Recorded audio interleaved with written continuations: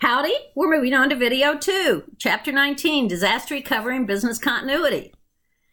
So, backups. Why do we do backups? We need valid, uncorrupted data, right? We need this on everything. We tend to think a lot about our financial data, but I want you to enlarge that scope. For instance, my first company that I started in College Station, we did research, technology development for the government and large clients, such as Chrysler, which at that time was actually a pretty good company. So our backups wasn't just our financials, which were critical, but we needed backups for our projects, our proposals, our product designs, our software, everything. So think of this in the totality of the data. How frequently should they be conducted? How extensive? What's the process? Where are they? In the old days, we literally used to run a tape and kept it in a safety deposit box in our bank. Seriously. Now we have cloud backup, but you have to worry about cloud backup and versioning, and sometimes in ransomware, it may not work. So you have to do it. You have to maintain it. You got to keep a log. You got to make sure you're doing backups. It's become easier with technology, but that doesn't mean you can be asleep at the wheel. So it can, oh wow, look at this. Dr. Conklin agrees with me again. It's more than just the data. It's the application programs. Where's the software? Where are you going to be able to bring that back to life? Personnel, equipment, electrical power must be part of the plan. Somebody needs to understand the operation used by the organization so you can rebuild it.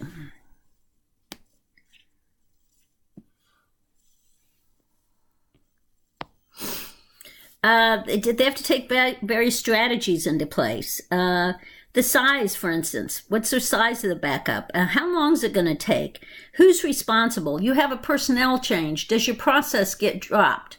I found this out one time in my company as well, that someone had come on, someone had left, that functionality was never transitioned. There was no management control in place. You might think, wow, that sounds like a badly organized company. That's any small company that's a startup. Okay, so full backup, differential backup, incremental, delta. I'm not going to worry so much about this. It's pretty much self-explanatory. You can do full backup, everything. Differentials, only that's a change since the last full backup. Incremental, since the low backup or incremental backup occurred. Delta backup, whatever. Just do backups. Just do backups. Test your backups. Again, don't do something without testing and auditing it. Can the backups load? Create a digital sandbox. Can you load what you need to load? What are you overlooking? So I'm not going to go through this because there's some great software. In the old days, we kind of had to wing it ourselves. What you need to do is have a plan and process in place, and on top of that, document this. So in case a key person is somewhere, can't get in, is no longer with us, something happens bad because of the catastrophe, you've got a plan in place and you can succeed.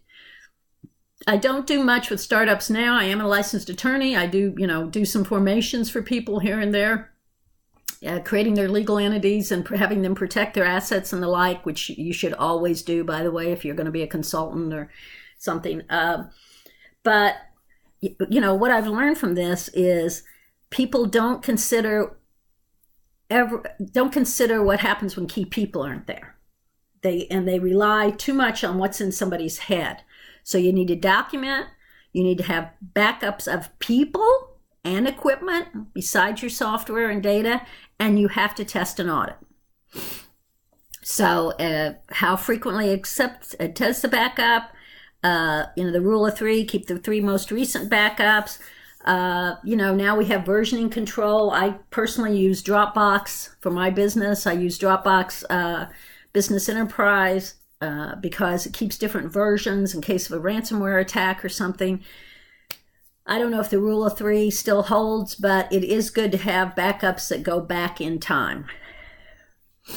And the cost is the backup strategy that you choose, or the cost of recovery if you do not implement it. All of our decisions are based on some aspect of business case analysis, whether it is in terms of only financing or not. But sometimes people who cut corners and don't do things they should end up paying more in recovery mode or lose their business. So again, I'm going to just go through these quickly. You don't need to know how to do this. financials. But what you do need to know is that there is a business case analysis that needs to be done. And again, it is hard sometimes to predict what happens if you don't do them. For instance, reputational cost. Target breach. When Target was breached, and there was a sea change somewhere between Target and Home Depot, where the United States banks started doing credit cards with chips, although this had been the standard in Europe. And people think we were behind the technology. We weren't behind the technology. The banks had done a business case analysis and say, it's going to cost us so much to replace all the cards and the infrastructure with chips, but that cost is bigger than the cost of a data breach. Well, then there was a sea change that no, the cost of the data breach is bigger than the cost of actually changing and putting chips on cards, okay?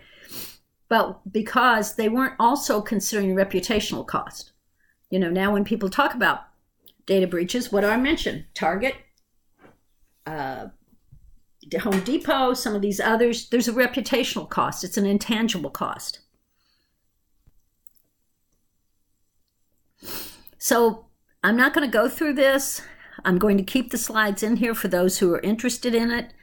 Like I said, the cloud has made it easier. Software has made it easier to do backups.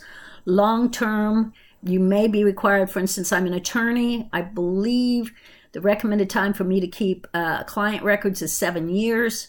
I back up everything electronically, which was good because since I now office out of my home, since I don't practice law on a major basis, again, when my house flooded, luckily I had my paper documents on a shelf in my study, unlike my books, which I lost a considerable number of books from the water.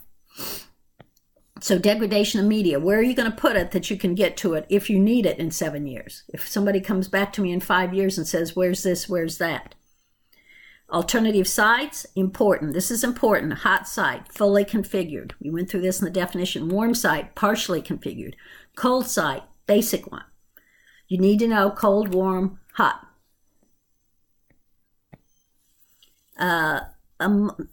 You don't think about mobile backup sites. You know, there's a lot of operations in this country that we can't maybe or don't want to put on the cloud.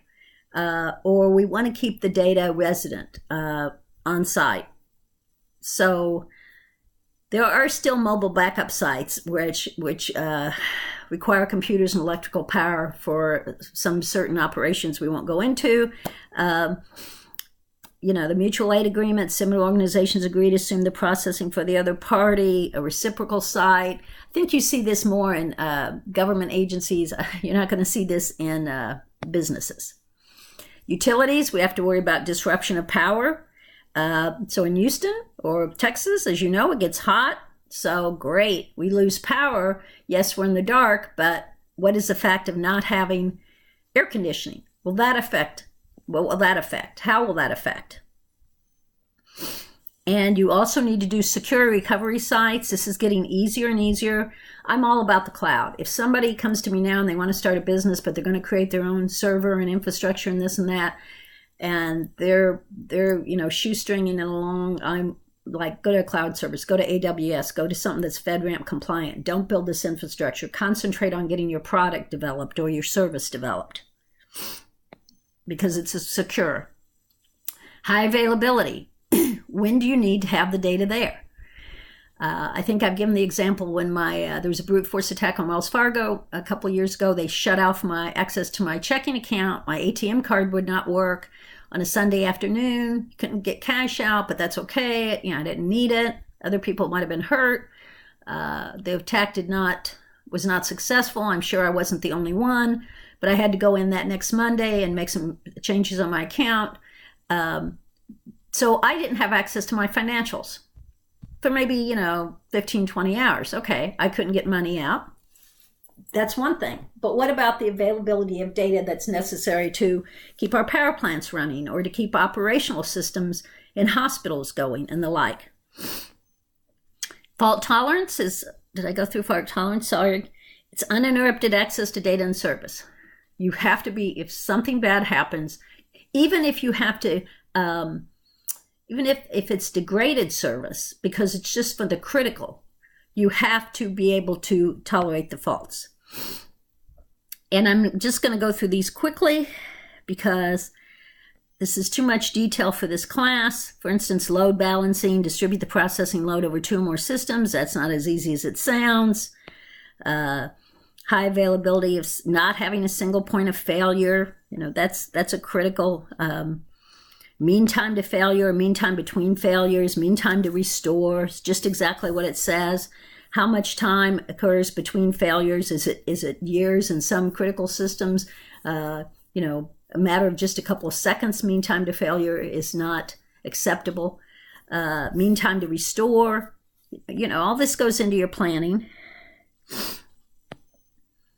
The recovery time objective, recovery point objective. Back out planning. I implemented this something kind of change. It didn't work as I thought. That needs to be in my business continuity plan. I'm going to leave this in here. I really have to be honest. I don't know if this is what the state of the technology is regarding this, because I've gone to cloud-based backups for me as someone who keeps a mean and lean business strategy no matter what I'm doing. And this is just an FYI. You're not going to be responsible for this on an exam, but I'm leaving the slides in here in case you're interested. Well, that's about it. It's been about 40 minutes between the first and second video.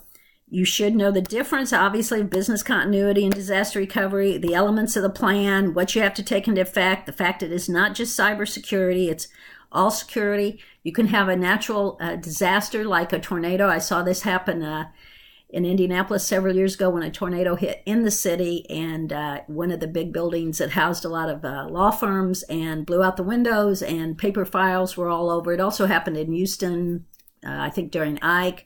So it's not just electronic. You have to know various ways backups are conducted and stored, but I just want you to know things like hot site, cold site, warm site, incremental backups, and alternative site processing. Thank you for your time. See you soon.